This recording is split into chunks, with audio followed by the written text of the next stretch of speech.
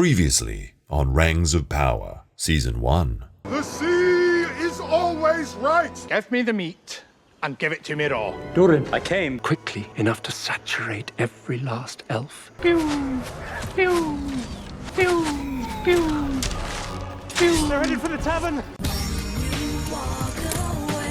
I like the mountains. We're about to get a closer look at him. That's gotta hurt! It's gotta hurt! That's right, it's been 2 years. Time to wake up and smell the shite. But who knows? Maybe it will be good? Not bloody likely. We begin in Icecrown Citadel, before it was called. But don't worry, it's about to be. Sauron is rallying the orcs to his banner after Morgoth's defeat. Hey, that crown has a really nice little stand, but it does look kind of pointy. So Adar is about to betray Sauron and kill him, but of course we knew this all along from Season 1. I killed Sauron. I do not believe you. So this all means nothing. So the orcs and Adar get to practice their backstabs on Julius Caesaron, but then everything explodes.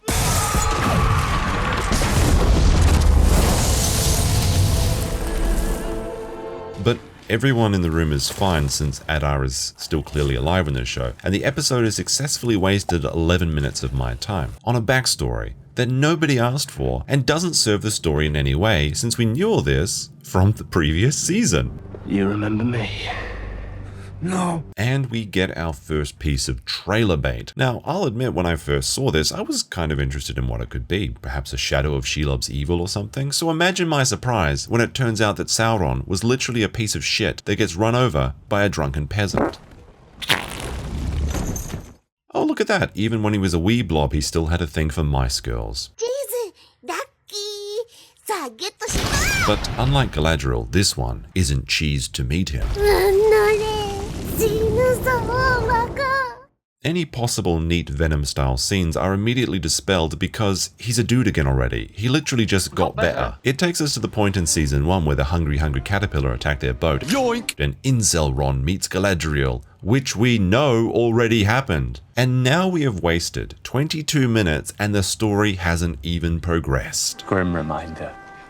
Wait, why is the hungry caterpillar afraid of Sauron when literal orcs aren't? I suggest you don't worry about this sort of thing and just enjoy yourself. So the episode finally starts with Galadriel and Elrond racing to Linden to be the first one to tell the manager on each other. We intend no insult, Commander Galadriel, but by order of Harold Elrond, you ought to come with us. Wait, did they just say it again? I told you it was Harold Elrond. Harold Elrond. Okay, I know it says Harold, but it sounds like Harold to me, so I'm going to call him that from now on. I even had to check his Wikipedia to make sure this wasn't his first name, because they keep saying it. But Harold Elrond gets to Gil-Gadaddy first, and he's big mad at Mouse Girl. Why do you dance so to avoid revealing the truth? Now, who is this man? He is no man. Wait, why are the elves switching between English and Elfish in the presence of all elves? That's stupid. So the elves now know that Sauron had a hand in creating the Rings of Power, and quite reasonably, Elrond says that they should be wary of them. However, moving is a really big hassle and quite annoying, and they don't want to go all the way over to the Undying Lands where they'll be completely fine. It's a 2-to-1 vote against Elrond, with Gil-Gadaddy and Galadriel in favor of getting blinged up. Give them to me. Which means that Elrond's got to take the Rings of Power into his own hands. I'm telling you, I didn't do anything. I don't care.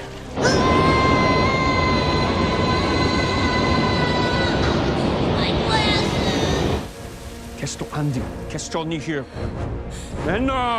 Back to Mordor, and Sauron Brand is pretending to be taken prisoner so that he can be taken before Arthas on his yet-to-be-frozen throne. Welcome to Mordor. The king of the Southlands says he wants to negotiate. Yes, the negotiator. Let my people go. No. Unsurprisingly, and I'm very disappointed they don't just start lopping off fingers to get him to talk, or... What about their legs? They don't need those. Oh, that's a good idea too.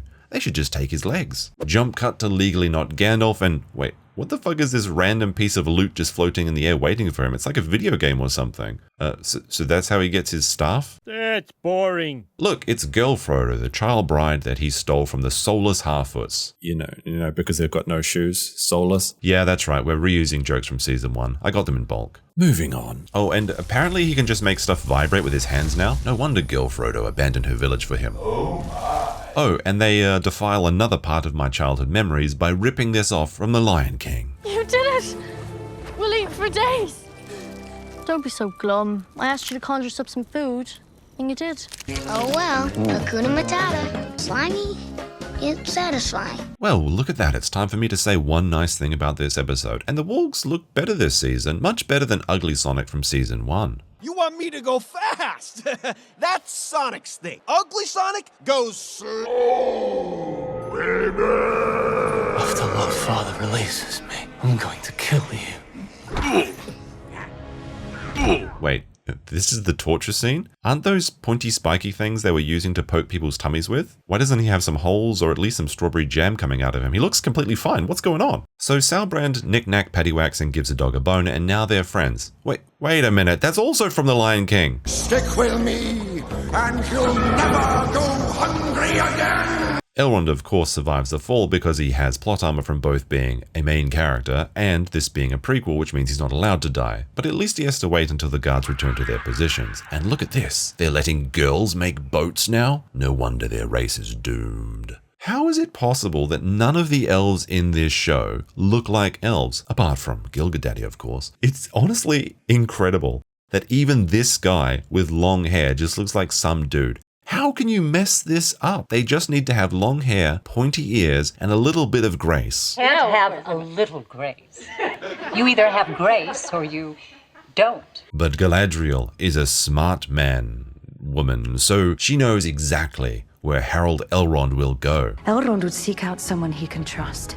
Someone who could turn the tides his way. Wow. Turn the tides? I guess it must be the shipmaster because of water. It's like pottery. Thanks, Mouse Girl. Elrond decides that he wants to destroy the rings. Wow, what a novel idea. They should make a movie about that or something. But before they end his career, Galadriel just wants to use Talk no Jutsu on Harold. Elrond, I have come to coax you willingly. She what? Because in my heart, I know the 3 rings are free of his influence. But are you?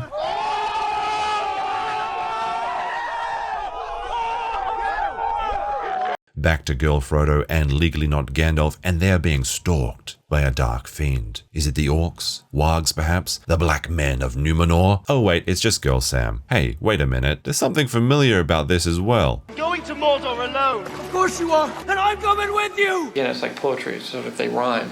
It's about 55 minutes into the episode at this point, and I am thoroughly bored. Grim reminder.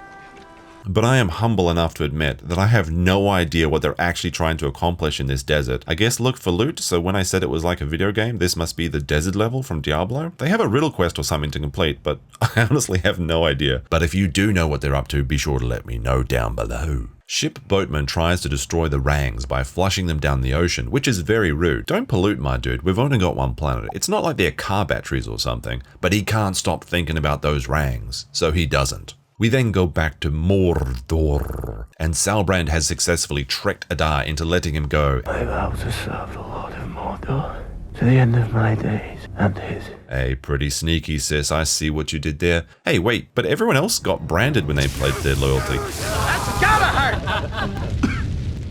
Everyone except the guy with Brand in his name? You can't do this to me. Wait, so what did Sauron even accomplish here? He went there, got captured after fleeing the elves, then tricks Adar into escaping so that he can go back to the elves? This doesn't make any sense. What was the point of all of this? We haven't accomplished anything in his character in the last hour. Grim. The Darkening has almost destroyed the Gelfling's magic tree. What is the darkening? But wait, what's this? Randy Orton slithering. Watch out, watch out, watch out. Ship boy in the back with the metal rings. Wait, so why does he just get to wear this because he put it on? And how come Galadriel gets to keep this one because it fell on the ground and she put it on? What the hell are these bind on pick up or something? Wasn't she in trouble at the start of this episode for simping for Incelron? Oh, but now Gilgadaddy's hot tree girlfriend is healthy again, so it's a happy ending? At over an hour, we finally get our first scene with the dwarves. Wait, no, it's just more elves. Where Sauron is returning, like I said before, which makes no sense because he hasn't even disguised himself. Wait, isn't he supposed to look like this? He's a shapeshifter and he didn't even clean up a bit? Well, I guess there goes any hope I had for season 2 being any different than the first. I honestly can't believe it's been 2 years, but it's time to get back to work. So let me know in the comments what you've accomplished in that time, since there clearly hasn't been any improvement in the show. And I'll see you next time. What did you do while you were waiting? Hopefully you didn't just fuck around and waste your life.